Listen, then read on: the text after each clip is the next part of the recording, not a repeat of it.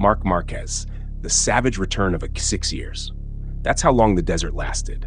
6 years of shadows, scalpels, screws, titanium, Honda heartbreak, whispers of retirement, and vultures circling. 6 years where people thought the king was finished, buried, dust on the record books, while Valentino Rossi's 9 titles stood eternal as the godlike ceiling.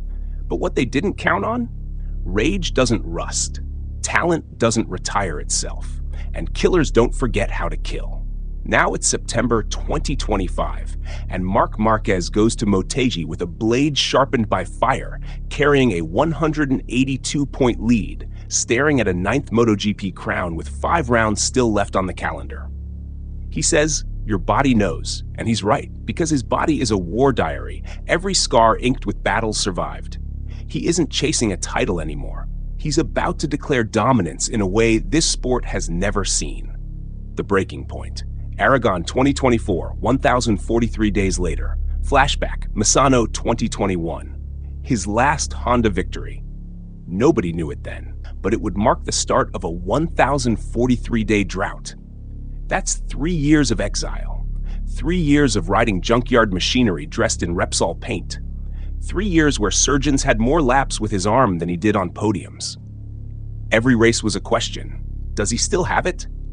Then came Aragon 2024, the place where everything broke open. On the year-old Gresini GP23, Marc slaughtered the silence. The checkered flag dropped, his arms raised, and the MotoGP world finally understood. The drought wasn't him, it was Honda. The second Ducati gave him a weapon, even one from the past. He carved the field with the old savagery, the grin sharp, the eyes demonic. That win wasn't a victory, it was an execution. A 1,043-day execution of doubt. The season of brutality, 2024's warning shots. Aragon wasn't an accident. It was the start of a rampage. Misano Wetmaster. On a greasy track where balance and bravery melt into chaos, Márquez was untouchable. Others tiptoed. He danced on the edge. He wasn't racing the rain, he was weaponizing it. Phillip Island comeback. Australia became the graveyard for excuses. Down the order early, Marc shredded through the pack with speed that looked illegal. That ride screamed, "The Predator is awake." French GP resurrection. At Le Mans, under the eyes of a rabid crowd, Márquez cracked bones of the field with precision. He didn't just overtake, he humiliated, erasing gaps like they were chalk on wet pavement. The season of brutality, 2024's warning shots. Aragon wasn't an accident. It was the start of a rampage. Misano Wetmaster. On a greasy track where balance and bravery melt into chaos, Márquez was untouchable. Others tiptoed. He danced on the edge. He wasn't racing the rain, he was weaponizing it. Phillip Island comeback. Australia became the graveyard for excuses. Down the order early, Marc shredded through the pack with speed that looked illegal. That ride screamed, "The Predator is awake."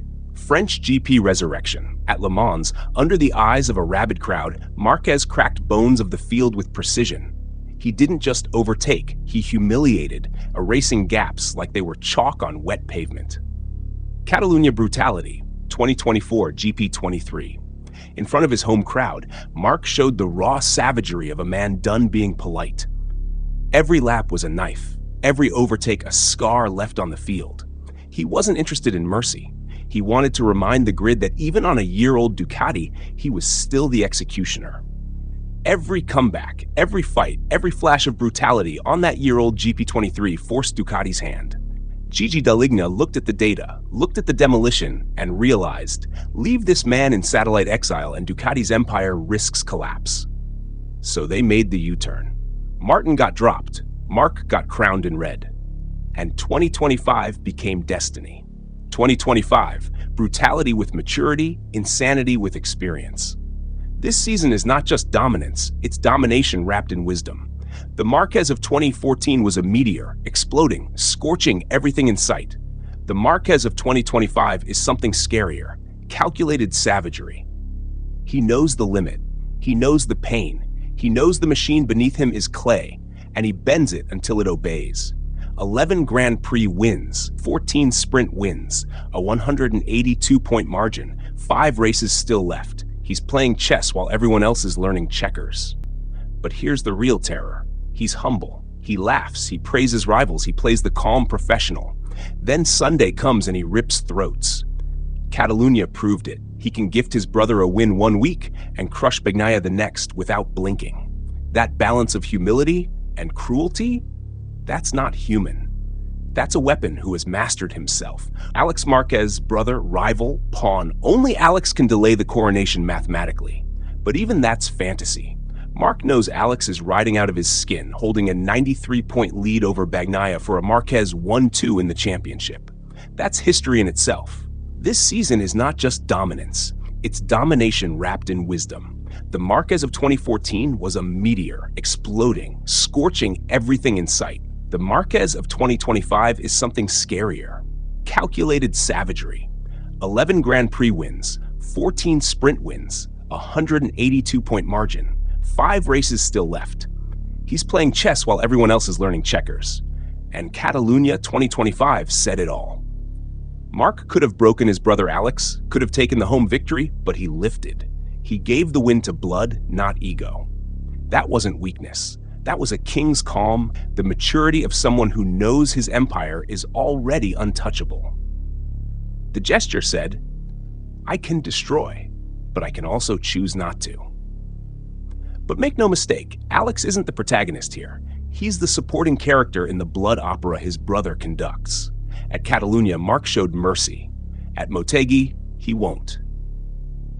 The king doesn't give up his throne twice. The shadow of Rossi and the ghost of Honda. Everything about this weekend carries echoes.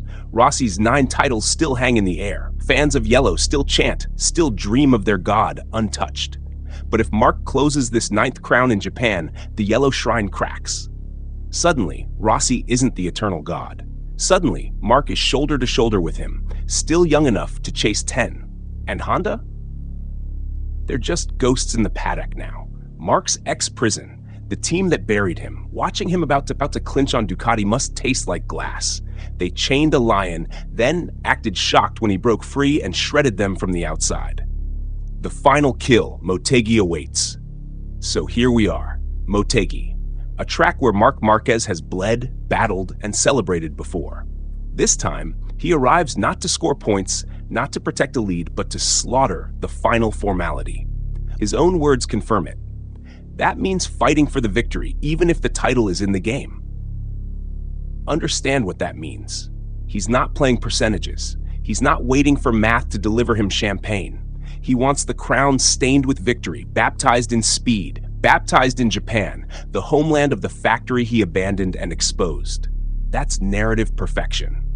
That's poetic violence. His body knows, the paddock knows, the fans know. And when the lights go out in Motegi, everyone else on that grid becomes prey.